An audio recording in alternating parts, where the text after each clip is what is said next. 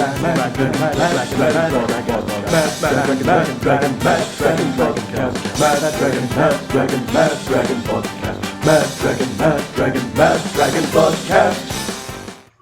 g'day, ladies and gentlemen, and welcome to the Mad Dragons Vodcast. We've got everyone on tonight. We've got Joe Hickory, Matt Haslett, Darren Young, and Benny O'Brien. Run, you beautiful Hunt. Benny Hunt played a starring role in guiding the Dragons to a remarkable victory over the Raiders, coming from 8 points down at halftime to win by 2 points.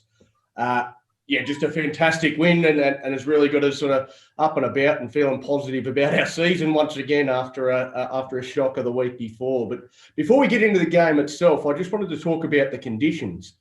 Benny, you were part of the 9,239 true supporters at the game. Tell us about the conditions at the ground. Yeah, mate, it was freezing cold and really windy. You probably can see from the recorded footage on Fox and that, as soon as that ball got high, it just caught the wind and it was going backwards. And, real sort of advantage to the team running with the wind for sure. But it was freezing cold, especially being right on the water there. The wind chill was just crazy, And I thought I'd be warming up the more the game got on, but even like I had the kids and the missus there, and we were just getting colder and colder and colder. And it was a struggle, but lucky we had a win, because I reckon if we didn't, it would have been a pretty rough night, that's for sure. So where you were, no real protection from the wind or anything like that? You were just right there in the elements? Not really.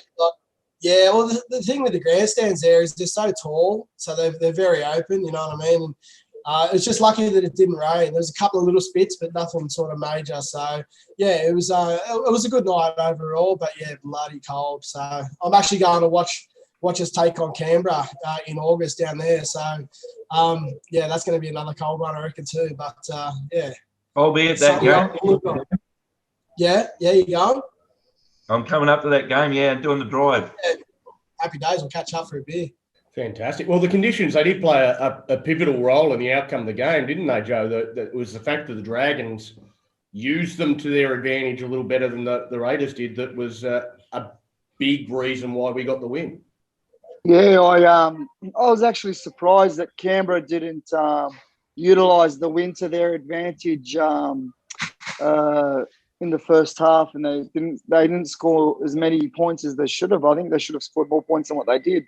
We took advantage of the second half and scored, the majority of our points in the second half with 2 40-20s in one half of football. I've never seen that before. So we definitely took advantage of the win. The lungs of God was in our favour, and in that second half, and it was good to have that come from behind win as well. You know what I mean? It just showed a true test of character for the boys, and they really turned up after last week's embarrassment, which was really good. So on Tuesday, the exact same 17 players were named as lost to the Bulldogs, but by the time we actually took the field, there were a few changes. So let's go through and talk about the changes from that game against the Bulldogs and how each of them went. We'll start with the debutant, Tyrell Sloan.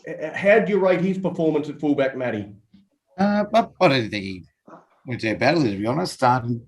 Love that little sort of chip and chase that he did, where he eventually got the ball back to score for his first try. Great to see that happening. Seems to be a bit of a pattern with us, actually. Debutants, getting over for at least one. Look, again, it's only the first game, so I'm not making too many judgments at this point. But it was good to see him. So I don't think I've ever seen Dufty. Well, might have said once or twice. I don't think I've really seen Dufty do too much, sort of kicking in attack, if at all. So he's obviously got that extra, sort of string to his bow, as it were. I haven't really seen if he's got the same sort of pace that we've been used to seeing in the fullback role. But no, I thought he had a pretty decent game first up, and I look forward to seeing him again. Yeah, no, I agree. I think it was a solid enough debut. There was certainly enough there to suggest that he's going to be a very good player for us. But I think he will need an off-season to bulk up a little bit. Not too much. You certainly don't want him to lose the things that that make him so agile and the way that he moves across the field. So you don't want to make him a big, massive, James Tedesco type fullback. You want him to still be him, but bulking up a little bit will be good during the off season. And he's a footballer. I always worry when you see these blokes that are so instinctive in the game of rugby league. I always get worried in the modern game that coaches are going to come in and coach that out of them. So I really hope that doesn't happen and they keep letting this kid play footy, because he's got, we saw that he's got plenty of that in him. You mentioned the try that he scored with a bit of a chip over the top. That was just playing what was in front of him. And I like the way that he sort of hunted around the ground. Like, he seemed to be everywhere. Every time someone was taking a hit up, he was off their shoulder. Now, it didn't pan out too often. He didn't get too many offloads off the big blokes, but he was always there. He was always hunting around, and that's something that I always thought Dufty could do, and with his speed could have turned him into one of the best fullbacks in the game, but he didn't do enough of it. Whereas Tyrell Sloan, you could see him everywhere on the field, and that'll pay dividends as we work through 2022. But looking forward to seeing a little bit more of him this year, and a lot of him in 2022. I'm working down the team list for changes, and Josh Kerr started the game at prop, and Paul Vaughan went back to the bench. This is something Hook's done a few times now. Do you think this is working, Youngie? I think it's more about just giving them a bit more game time, just rotating the minutes that they get. So just to probably give Kerr a bit more time on the field and give Vaughan a bit more of a break, keep their endurance up. So I think that's all that's about. Well, that's not really the way it played out. I think Kerr played about 23 minutes in total, despite the fact he started, and Vaughan played more minutes than he has done all season. Played about 55. Well, as the game minutes. evolved, they might have needed some changes. Yeah, I think it's more about, Kerr and Laurie are our two premier props, and they want at least one of them on the field at all times. But I think there's also a benefit to having both of them on the field at certain stages. So, I think it's moving chess pieces around the board for the sake of it. I don't know whether it's having a great deal of impact. And I'm one of the few that actually, I don't think Kerr is all that effective as a middle. I think he looks like he should be, but I don't know that I've ever seen anything in a Dragons jersey. When he plays for the All-Stars, he seems to go all right, but in a Dragons jersey, I don't know that I've ever seen it too much. Yeah. Anyway, Benny, Jackson Ford was a late withdrawal through illness, which saw Jack de Belin get his first starting game, and Billy Burns a late inclusion on the bench. How do you rate the impact that these two had on the game? Yeah, massive minutes from de Belin, top effort. Second, third sort of run in first grade back, and I think he did 65 minutes or 63 minutes or something like that. Massive hit. And he played well too. I think he's sort of starting to get a bit of his old form back. But in saying that too, he's sort of learning the new game and the speed of the game now and sort of how it's playing. So he's slowly adapting his skills to utilise, in the new game. And it's working out really well. He was aggressive. He was solid. He's obviously done a bit of work on his defence too. He sort of wasn't getting caught out as much as what he had been the last couple of games. So, top effort. And Billy Burns, that try was brilliant. It really was. He just hit that perfect line, great speed, didn't overrun it, and just push through for a brilliant try. So good on him. I think we've all been a little bit critical of Billy Burns as to, his long-term prospect at the Dragons and how sort of unimpressed we've been with him. But like I said, we're always so uber critical of these guys, being die-hard fans. And sort of coming from our position and, doing the VOD and that sort of stuff, we're pretty critical and hard on the guys sometimes. But, he's still a developing player, like they all are. So, whether he's coming into his stride now, hopefully he is, which is good to see. And hopefully they all keep improving. So a lot more positive than last week, that's for sure. Yeah, I think Jackson Ford's illness was the biggest blessing in disguise of all.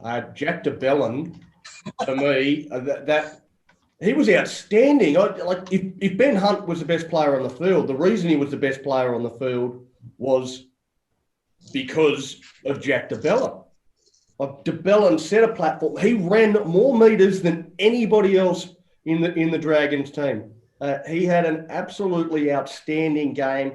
31 tackles without a miss as well. Outside of his statistics, he provided us with an extra dimension in attack, and there's no defender that's better to watch. Old school, bend the back, drive through the player's rib cage.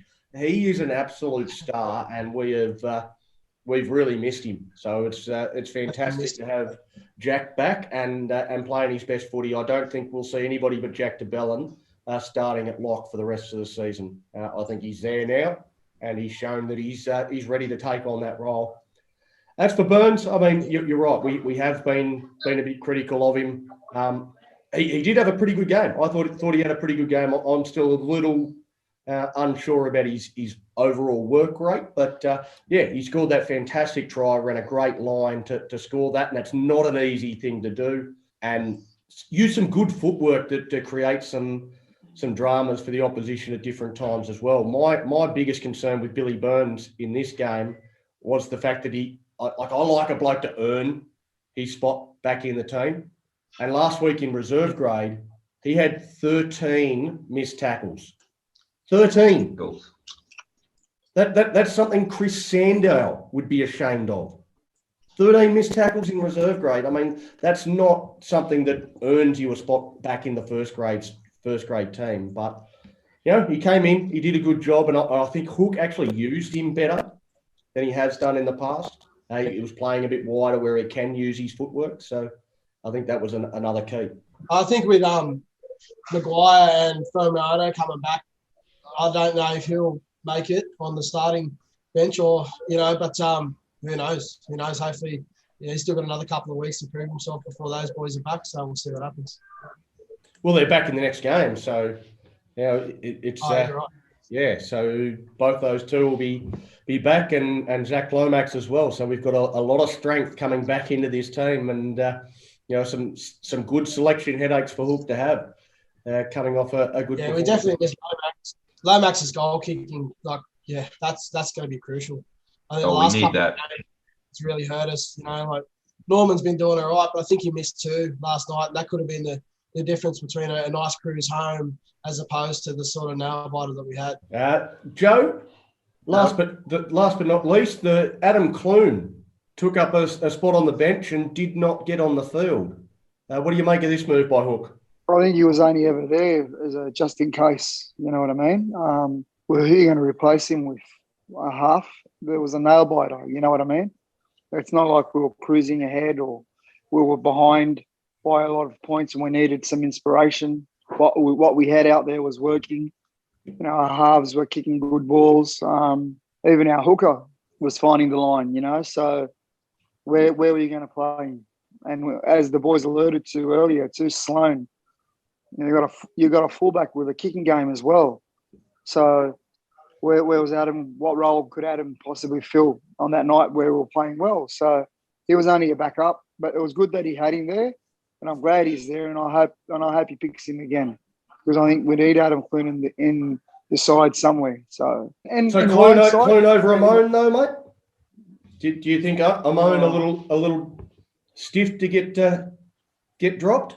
Or is there something else at play here? Well, maybe isn't Amon carrying an injury? Isn't that why? Or no, is that Bud Sullivan that's still injured? That's Bud, mate. Yeah, Amon played 80 minutes in the third grade. Oh, okay.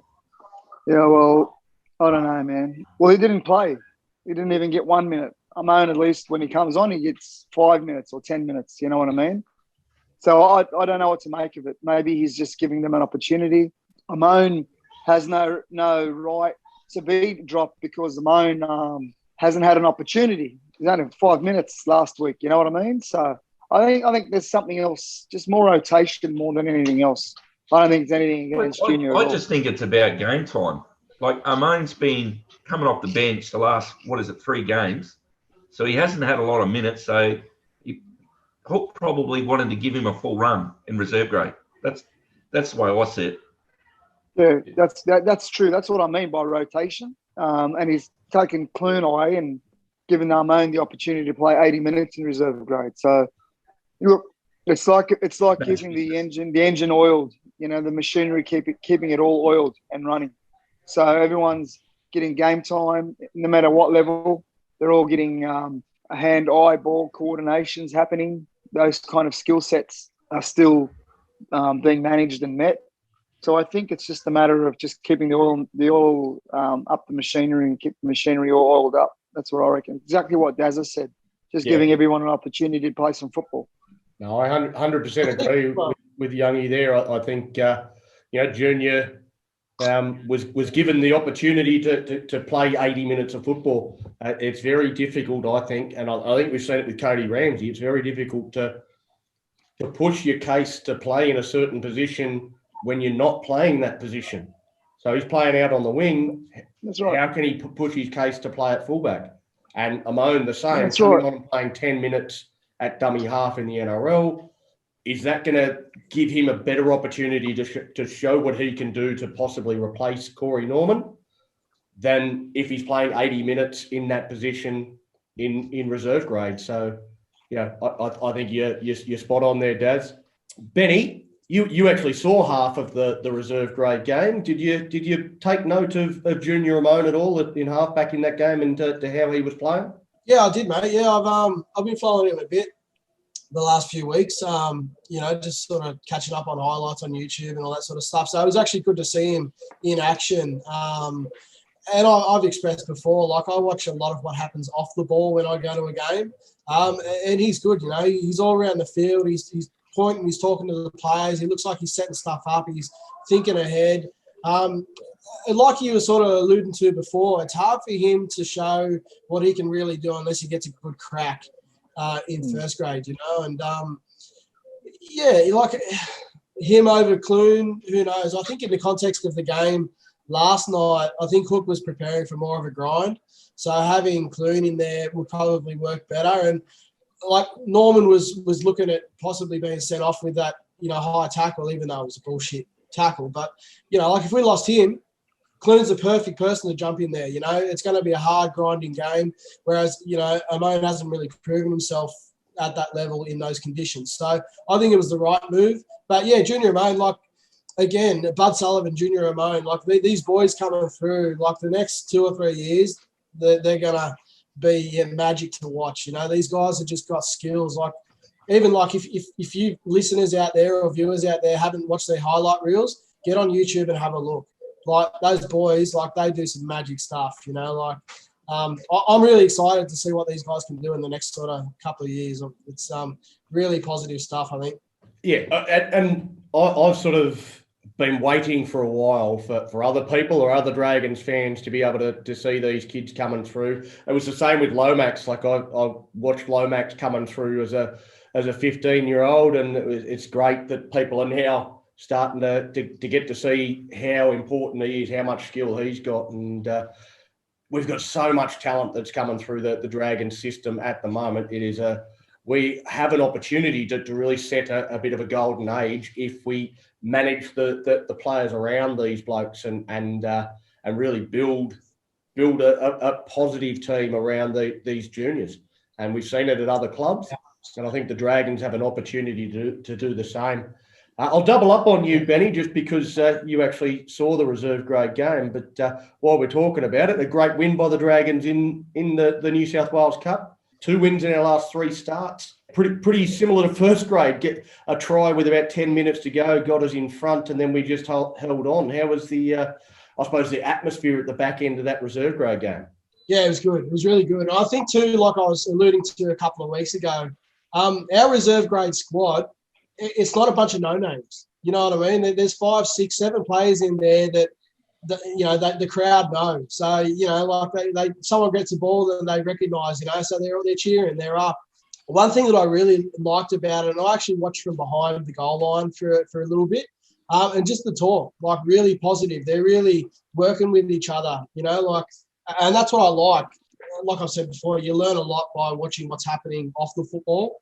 So really, really positive signs there. So, yeah, coming off the bottom of the ladder is definitely hard. But like you said, a lot of what reserve grade is setting up for first grade, So we say that we have a lot of changes in the first grade side. Like, imagine what the reserve grade squad feels like. Every week they're getting players taken out, other players coming in. So, yeah, it's hard for those boys. I think that's a lot of people don't realise how hard it is for those guys in the reserve grade and the lower grades.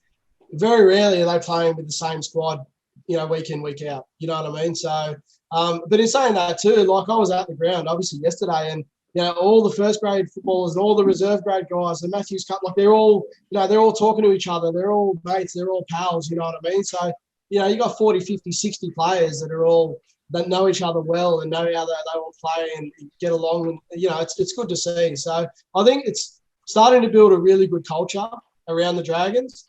And for all you fans out there that haven't gone along to see the reserve grade, like, leave a couple of hours early and go and watch these boys run around, because it's good footy. It really is. Yeah, no, it's an interesting point you raised there about the reserve grade team, because we've all played a bit of footy, and the idea of trying to do a ball work session on a Thursday night when you've only got 4 players to choose from, the rest of the team gets picked 15 minutes before they run out. It's it's not quite that extreme, but it is a bit like that, guys that sort of drop back last minute and come in, and the first grade coach wants to see this bloke play this position, and it just screws up everything for the reserve grade coach. It's not an easy gig at times, but I'd kind of like to triple up on you, Benny, because I like talking to you about this bloke. But I'll go to Matty and give Matty a chance to have a chat. Corey Norman, how did you rate the performance of Corey Norman against the Raiders, Matty? No, I can't work Norman out. I really can't. I think we've said it a few times. He's absolute rocks and diamonds. I think overall he did have a pretty good game. His kicking was a little bit how you're going, but look, I'm not going to say too much about him other than he did his job. That's all I'll say. Wow, that's very diplomatic, mate. Go harder. Get out of here. Players have enough shit put on them without the old Monday morning halfbacks getting involved as well. Fair enough, mate. I thought his first 15 minutes was horrendous.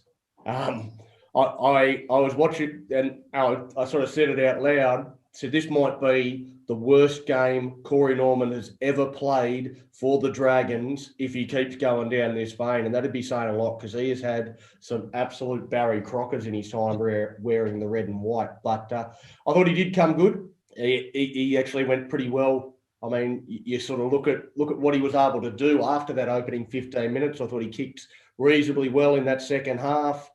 He was a big part of the way that we turned that game around.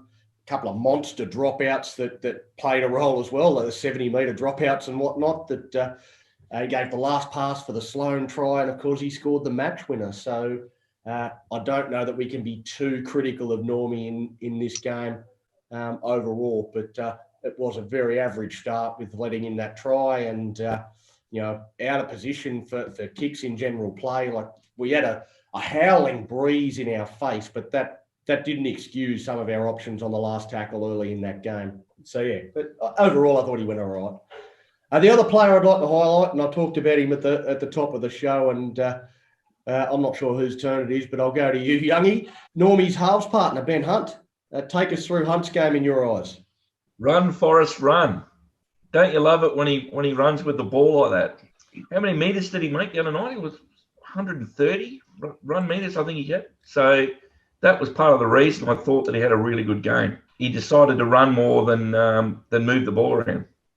I really like it when Ben Hunt decides to move forward with the ball. Yeah, no, he's incredibly 149 run metres, mate. So you've sold him. Yeah. So, yeah, no, so that was a telling stat. Most line break as well. Yeah, no, he was, and every time he ran, he created something. Every time he ran the ball, he created something for us, and it didn't always pan out, but he sliced them up. He asked questions of the defence. I think Tyrell Sloan actually played a bit of a role here, because there was a couple of times where he had Sloan on his inside, he had players on his outside, he had options, and that's what a half needs. Like, the forwards set a great platform. Guys like Jack DeBellin, Blake Lawrie, these guys set a good platform for him And then he got the ball and he had options inside, outside, and players held off him, and that gave him the opportunity to run. I thought he was immense for us.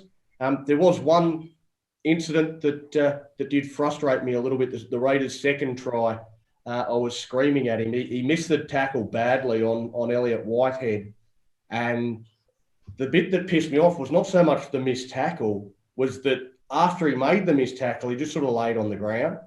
If he had jumped straight up and sprinted across, he could have been there to help Sloan out on Sebastian Chris and maybe prevented a try. So it was, lying on the ground feeling sorry for himself that annoyed me a little bit, but it's hard to hold that against him when he played as well as he did through the rest of the game. I think he was outstanding, and he's got to be a certainty for Queensland in game 2 now, doesn't he, Joe?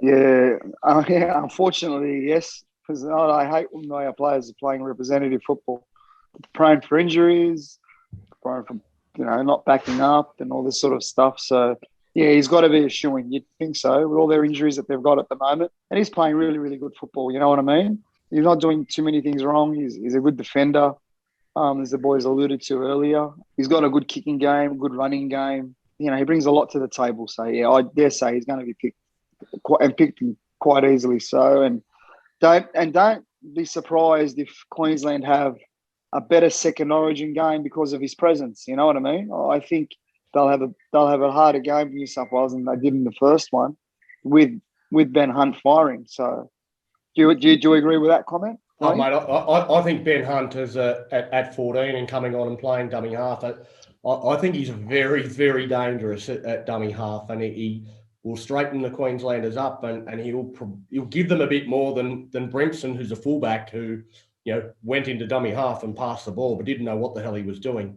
That's exactly Queensland have got to improve in a lot of areas, but Hunt will certainly help that. Yeah, I wouldn't be surprised if he's a starting hooker, to be honest. But time will tell and see what they come up with. And I wish him luck, and he deserves it if he gets the opportunity. He's our boy, and I'll support him all the way. But go the Blues, just so he knows. Anyway, we're just about running out of time here, so we'll take a quick break and be back with the second half shortly.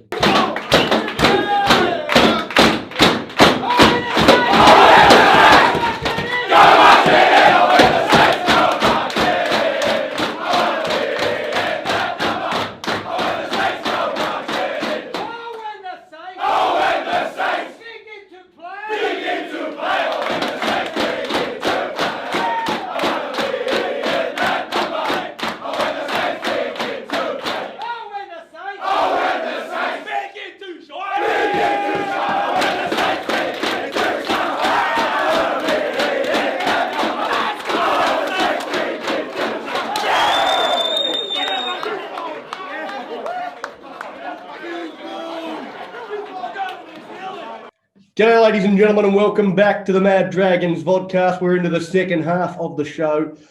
One of the things that's certainly pissing me off at the moment, and hopefully it's pissing you off too, Joe, is players lying down. A couple of high shots to Dragons copped, but they got up. Whereas the cat, Sebastian Chris, he gets the slightest tap and rolled around like Neymar and earned a penalty for his team. How do we fix this eyesore in our game? Firstly, it's very uncultural of us as Aussies and even New Zealanders, and that they're tough men. We don't do things like this. It's a tough sport, it's a gladiator sport. Even his own teammates were pulling him up. You know what I mean? But he needs to fire up. He needs to get himself into some of these flaming hot Cheetos. Get him off the floor and fire him up. I don't know. The guy's a pussy. You want to be known as a pussy? Stay on the floor.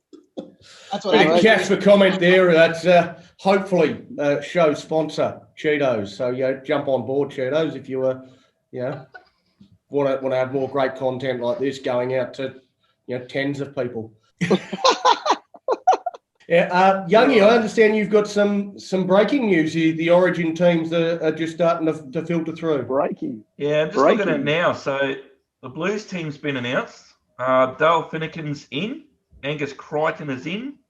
Jake Trbojevic is out. Eric Sims has retained his spot. No surprise there. Or is it a surprise? Some people might say it's a surprise. I thought he had a good game last Origin, but yeah, not too many changes. Just those two additions. Yeah, they've named a bit of a squad there, so someone else will have to miss out if you got two blokes coming in, and two blokes have got to miss out. So we'll see how that plays out. But I don't think there's too many surprises there for the Blues. All right, so back to our game. Who are we up to? We'll go to you, Matty. First half, Willie Army put Ramsey away. And Ramsey put a kick through and got blatantly taken out by Bailey Simons and deny him a try-scoring opportunity. Can you explain to me why this wasn't 10 in the bin for a professional foul? The only explanation that I can give you is basically what the bunker officials came out and said at the time, which was basically the fact that there were still some Canberra players in the vicinity. So there's no guarantee that had Ramsey got to the ball that he would have scored anyway. But I think it was at least worth considering. Was it a 10 in the bin? Maybe not. But if there hadn't been any Canberra players anywhere near him, then so why not 10 in the bin? Absolutely. Should have been 10 in the bin. It's 100% it's 10 in the bin. I mean, their explanation was complete and utter bullshit. They confused the fuck out of themselves. The fact that there were players in the vicinity, that's the explanation for why it's I'm not saying I believe that. Try. That's just basically what they said. Yeah, but so they've had a fizzer. That's why it's not a penalty try. That's why it's not a penalty try. That's the reason why it's not a penalty try, but that's got nothing to do with why it's not. It was a professional foul. He had no eyes for the ball. He came across. He blatantly took a bloke out who was in a potential try-scoring situation. He didn't score the try. There was no penalty try. It has to be 10 in the bin. They completely stuffed that up. 100%. Should have been a fucking penalty try. And a fucking sin binning. The kid, he was 100% he was going to score that try. He actually got smashed off it. So the opposition thought that he was going to score. They wouldn't have taken him out. Penalty That's try. That's a full-on professional foul. Professional foul, sin bin automatically, yes or no? We've been sin binning people for just touching someone's eyebrow. You know what I'm saying? Excuse my language. The quit. Smashed him. You'll have to delete that, Donnie. Yep. You smashed him. I'll bleep that one, Benny. Just a lottery this year. It's just a lottery. You farted 10 in the bin. You talk about that though, Joe. I mean, some people have bigger eyebrows than others, so bigger targets. Don't go there. Benny, right at the end of the first half, Jack Bird was put on report for touching somebody's eyebrow. It was a bit of a nothing hit on Sebastian Kris. A few things to talk about here, but first of all, the penalty, were you happy for this to be a penalty to the Raiders? Mate, there were a few of them in the game that I didn't understand. And not that I didn't understand, I just don't think they warranted the reaction that they got. Same with the Corey Norman one. Like, that was literally right in front of where I was sitting, and the crowd were losing their shit. Like, it was so clear that he was milking it. Like, he got a tiny little graze, like, over the side of the face from behind. Like, no intent, no, forcing the tackle at all. No malice. No malice. No, not at all. Not at all. And the crowd, like, even the Canberra, like, I was looking around, there was Canberra supporters, like, looking in disbelief at why he was lying down. And that's the thing with our boys, even Katie Ramsey. If Katie Ramsey had laid down then, it probably would have been 10 in the bin for the Canberra player. But because our boys have actually got a bit of balls and want to play the game of football and they get up and keep trying, we don't get the benefit. It's bullshit. Like, what's it turning into? Fucking ballet and soccer? Like, come on. Like, you get penalised for having a go. What about Xavier Savage being allowed onto the field, the 18th man? Well, that's the next question, mate. You're stealing me thunder here, youngie. I was gonna throw the question to you anyway. But yeah, from that, 18th man illegally comes onto the field for the Raiders. On a scale of 1 to 10, how controversial would this have been if the Raiders had won? And how the fuck does this happen at the professional level? They've got a bloke, and His sole job is to know the rules around interchange and substitutions. He's the interchange official. That's his only job. Let's go further than that. What if he'd scored a try? Yeah, what if that kid had scored a try in those 11 minutes? So, yeah, if he'd have scored a try, it could have really made a dog's breakfast of the game. So what would they do then? If the Raiders win, they probably take the points off him, don't they? Well, that's his fault.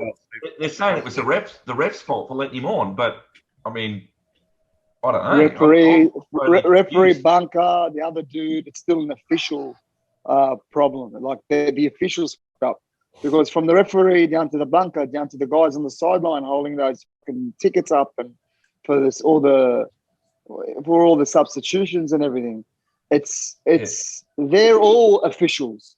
So it's an official fuck up. So they should have granted us the 2 points and dropped them 2 points, but I bet you they wouldn't have. They would have kept them, given them the win. They'll never do that. They would slide it. They would have slid it under the carpet. A week later, it would all been forgotten, like everything else in rugby league. A week later, everyone forgets the fuck ups the referees do the week before. Cancel the whole game, replay it on Wednesday. So trailing by 8 at halftime, cyclonic wind at our back for the second half. Oh. Were you confident we would come back from that that halftime deficit and win, Matty? I'll be honest with you, I am never particularly confident about second half comebacks. We played atrociously in the second half against Canterbury last week as a perfect example. I did think, though, that if we could use the wind better than Canberra did, that we could really cause some trouble. And as we saw, we had Hunty kicking a 40-20, and unless I'm mistaken, McCulloch got one as well. I don't think I've ever seen him do anything anywhere like that. So that was a really, really solid second half and definitely gives them something to build on. Joe, down by 8, less than 2 minutes into the second half, we get a penalty in front of the posts. At the time, what did you make of the decision by the Dragons to take the 2 points there? I'd like to plead the fifth and sit on the fence. No, I reckon you had to take the 2. I'd like to plead the fifth because I'll explain why. Because I honestly was fucking confused. I didn't know whether to say, yeah, good idea, or what are they doing? I was like stunned that they were doing it, and I was confused. And I really have no comment about that, to be quite frank with you. That's why I asked you earlier in the night, what were your thoughts? Well, that's why I threw you the question. Confused. I'm still fucking confused. I've still got no fucking idea. You've made it worse. That's what I do here, mate. I just throw you under the bus. That's pretty much my role. But my sort of belief in taking the 2 is in the opening 20 minutes of the game, you take the 2, and in the opening 10 minutes of the second half, you take the 2. If you've got those opportunities while the defence is fresh, you're less likely to crack them. So I think in those 2 situations is where I like to take the 2 if the situation dictates and you can. And you look in hindsight, and we won by 2 points. So it proved pretty pivotal. Yeah. Pivotal. Oh, lost my tongue. I don't know where it went. You want to have another go at that one? Yeah, proved pretty pivotal in the end. It was. Doing a stutter rap. But while I was happy at the time when they took the 2, I lost my confidence completely when we made a mistake from that next set of 6 and put ourselves under pressure. So after the penalty goal, we made back-to-back errors, and then the Raiders pulled out to a 12-point lead. Where were your confidence levels at this stage, Benny? Down by 12. Yeah, mate, I'm sort of going back to your last question there for Joe. At the game, everyone was sort of looking a bit sort of, like, what's he doing? Why are we taking the 2? I don't know whether it was really a pivotal point of the game. Like, in the scheme of things, like, if we sort of hadn't got the 2 then, the next set would have been what it would have been anyway. Like you said, we had back-to-back mistakes, which led to Canberra tries. And, yeah, we lost by 2, but also if Norman's goal kicking was a bit better, we probably would have won by 6. So half a dozen one to the other. It's sort of. But yeah, sort of at that point after they got them couple of tries, I was thinking, oh God, what are we in for now? But there was a lot of good positive talk by the players. Like you can often see, when they get a couple of tries put against them, and they often don't show the side that's been scored against behind the goalpost. Normally the TV shows the goal kicker line and the kick up and that, but the talk was positive. Like they're like, we're in this, we got this. Let's get down to the grind and get it happening. So I guess a lot of people would have looked at it and been like, oh, we're in trouble here, but I was sort of quietly confident, which sort of turned out well. Yeah. Yeah, I'd sort of. This was probably the only time where my confidence wavered was after taking those 2 points and then conceding not long after and going further behind. That was probably the time where my confidence did waver a little bit. But we did manage to get back into the game on the back of a couple of 40-20s, the running game, a hunt, a bit of individual brilliance from Sloan. I think we've talked about all those things already. Let's go to the match-winning try, Youngie. Talk us through the match-winning try, mate. How did you see that? Scored by my absolute favourite player, Corey Norman. I was waiting for that. I was up watching the game at the local, as I tend to do, and I had put a lot of crap on Norman right throughout the game, not just that first 15-minute period where he was absolutely dreadful. But look, we got the try, and yeah, look, that's all I'll say about it. But it wasn't just. There was a good movement leading up to it, but I wanted to extend his contract for 5 years after that try, just for the record. No. Oh, brother, extend his contract by bloody 5 minutes. You guys are cruel. Come on, Normie's been a good servant for 50-odd games. He's all right. Leave him alone. Yeah, no, he's all right. He scored the match-winning try, so he's in the good books this week. Yeah, no, it was good bleed-up work. It wasn't like it was a great individual effort from Norman. It was just there as a support player. It was great work from Jack DeBellin and Paul Vaughan. Paul Vaughan with a rare try assist. I thought he was going to crash over himself after Jack DeBellin sort of put him on the outside shoulder. And he stood in the tackle, offloaded to Normie, gets him across the line, and got us back in front. It was. I've got a question. You know how awesome of a debut Tyrell had. Did he have any little stuff ups? Not because I didn't have a microscope on him. I was watching him. There wasn't any mistakes he made, was there? He really was good. 3 or 4 tackles, I think. Defensively, he came up with a couple of errors, but it was a good debut. Yeah, and a fullback's always going to come up with a couple of errors. Yeah. Fullback's always going to have a few errors. You just got to keep throwing him out there for a while. He's got to get used to things, right? No, yeah, because I didn't see any errors. Oh, it was all right. The thing is, what do we do now? Do we bring Dufty back, or do we just keep throwing him out there and use Dufty off the bench? That's going to be my question at the end of the year. No, I wouldn't put Dufty on the bench because that would be a waste of a bench spot for a forward or a half. If you're going to leave Sloan, and Sloan's our future, and just leave Dufty there as a backup fullback for the remainder of the year.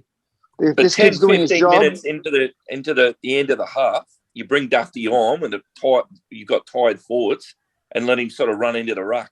Yeah, Sloan for me, the focus is not 2021. It's not leaving him playing week in, week out NRL footy this year. It's about giving him a taste of it, getting him prepared for what he needs to do to get to where he needs to be next year. So I want to see him play a few more games throughout the year, but I don't want him playing every game from now on at fullback. Don't want to burn him out.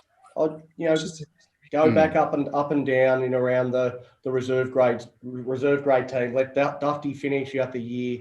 Whatever's going to be best for the team. Yeah, 100%. Same as juniors, same as Bud when he comes back. Give him a taste of the top grade. Maybe even have a game where he plays on the wing and Cody Ramsey goes back, plays a few games at fullback. chuck him on the wing in first grade. I think you want to give Sloan a few different roles throughout the rest of the year. I don't see him as our fullback for the rest of this season. Good answer. Yeah, good. Was Dufty actually injured? Or rib cartilage or something, wasn't it? No, it's an AC joint, so it's his shoulder again. The same, like it was the same one that so he could be out for a while. He could be, but we've got a bye this week, so he gets some time to get that recovered. He wouldn't have played this weekend if we had a game this weekend. We got a bye. We got not the bye. Everyone misses around, but then it's still a bye. The following week. Everybody's got a bye. Yeah, and then we got then the Warriors, then the bye. So we've got technical bye. So we've got the weekend off this weekend. We play one game and then we have another weekend off. So not a lot of Dragons over the next 3 weeks, unfortunately. What are we going to talk about? Origin. We're going to do the Origin special. At least Corey Norman will have a good game. But Benny, he might get selected. Benny, the Ravalawa suspension. He's looking at another 3 weeks on the sideline for a shoulder charge. A good tackle, yeah. Are the NRL serious about this charge? Have you seen the tackle that they're talking about? Surely we challenge this, don't we? Even at the game, like I saw the hit live, and everyone's like, "Oh yeah, good hit," Like there was no malice in it, no ill intent. It wasn't like he took him high or didn't wrap the arms. Like he hit him, and they both finished in the same position. He wrapped the arms. You can clearly see in the footage.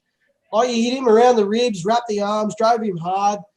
There's nothing in it. There is absolutely nothing in it. And if the NRL find that to be an illegal tackle, what the fuck are we bothering for? Like, is it rugby league or touch football? Seriously. But I know we've said it heaps of times, but that was just a good, hard tackle.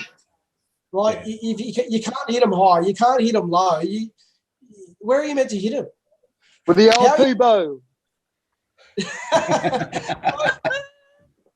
You can't shoulder too much. Taking me back that one. With your shoulder.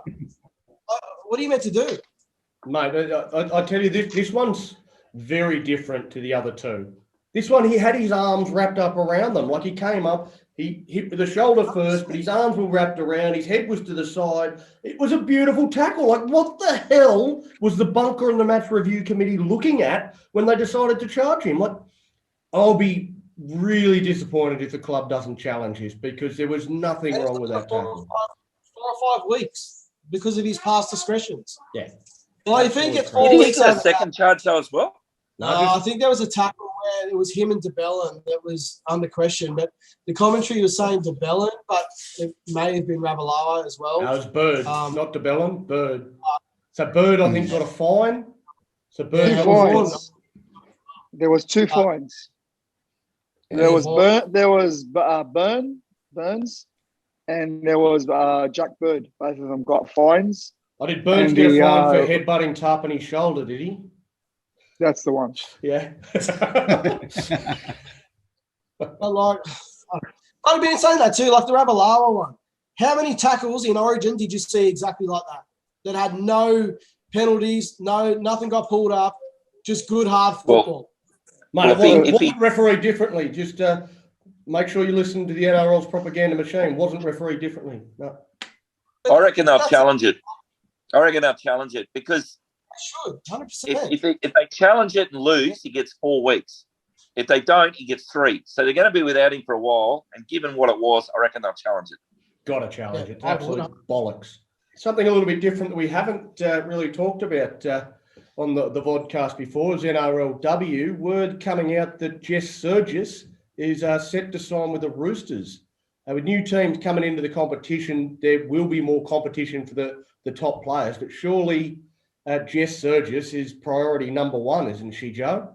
Yeah, well, you would think so, being the partner of our wonderful centre, Zach Lomax. Wouldn't they want to rock up the training together and go home together? I mean, I'm only joking. I know they don't happen on the same nights. But, yeah, but you know what I'm saying? I wonder why. Look, it must be some sweet coin over there that Uncle Nick's throwing around money bags for the women as well.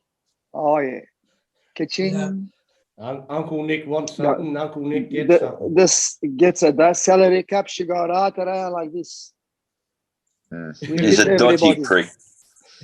We fit you all. Don't worry. I have cousin third party arrangement. We fix it for you.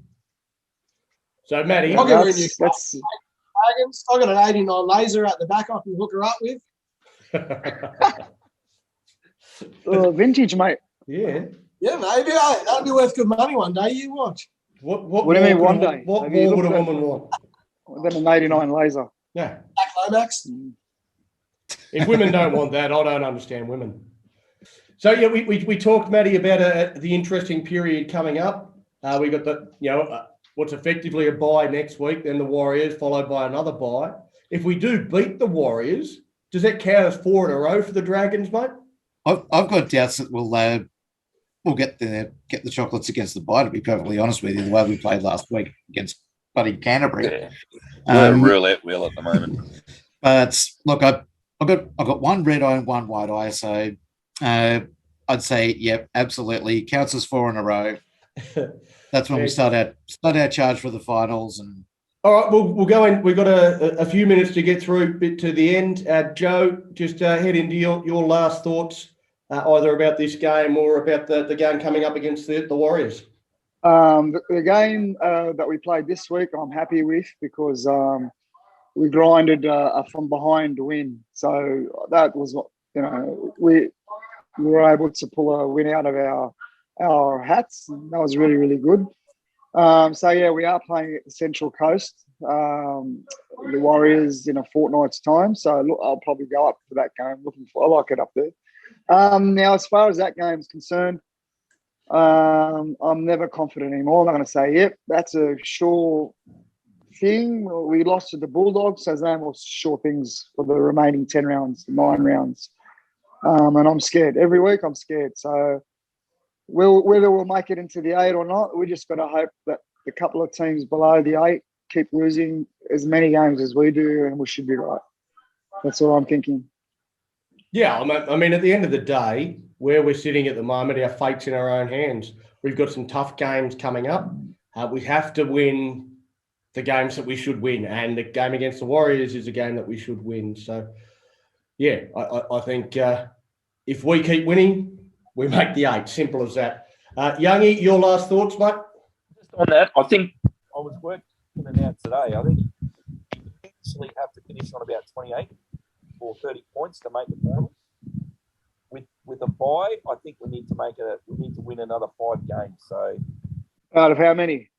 5 games we'll get there. Out of how many games we've got left? Playable games, forgetting the bye. I think it's 10, including the bye. So 9. We've still got to win another 5. About another. So 5. we could afford to lose 4. What you're saying? Got to go 50-50, but we need to sort of 5 or 6 will get us there, I think, Joe. All right, mate. Fingers crossed. Yeah, I've sort of looked at it, and I reckon we've got to win 1, maybe 2 games against teams above us on the ladder, as well as beating everybody that's below us on the ladder to finish 8th.